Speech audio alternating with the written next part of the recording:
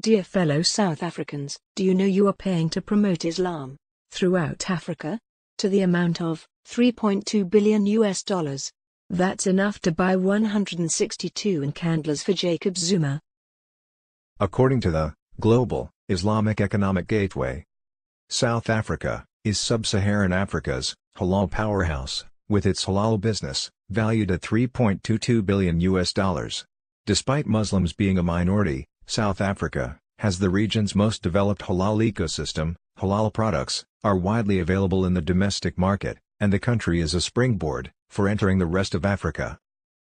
Question: Why does the Global Islamic Economic Gateway describe South Africa as the most developed halal ecosystem? It's because 80 to 90% of South African food is halal certified. 80 to 90%. It was not like that just 10 years ago. Another question. What is the South African Muslim population?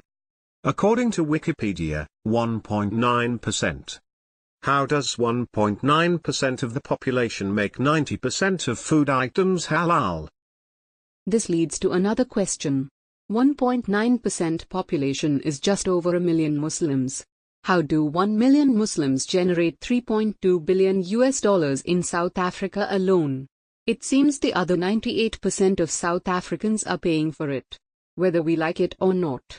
Again, $3.2 billion US could buy 162 Nkandlas. But how do we pay for it? Halal certification costs. Businesses have to use halal suppliers, halal packaging, halal transportation, and pay for halal inspections. All these costs are passed on to you and me, the consumers. And it's not a small amount. It's $3.2 billion US. That's about 40 billion rand. And we don't even need it. Hardly anything was halal 10 years ago. And where does the $3.2 billion US of halal money go?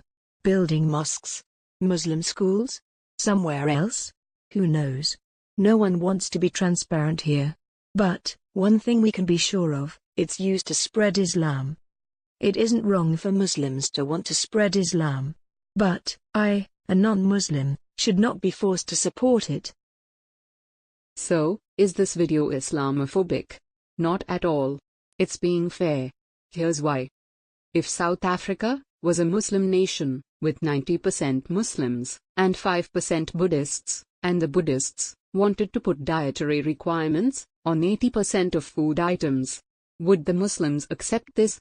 Never. This video is, therefore, not Islamophobic. It's being fair to all religious groups. South Africa's constitution does not allow one religion to dominate over others. By making 80 to 90% of food items halal, 98% of South Africans are forced to support Islam, whether we like it or not. To add insult to injury, Easter often features halal Easter eggs and hot cross buns. I encourage you. Look in your cupboards now. Most everything is halal. Halal Easter eggs. Do you think Muslims would ever accept that in Muslim countries? Never. So, why are they doing this to us? I believe in freedom of religion. Muslims are perfectly welcome to have halal foods, but they can pay for it themselves. To each his own. That's fair. So, what can you do? Contact your community leaders. Contact your members of parliament. Ask why they are allowing halal products to dominate the market. It isn't legal. It isn't right. Ask what they're doing about it. South Africa is for all of us.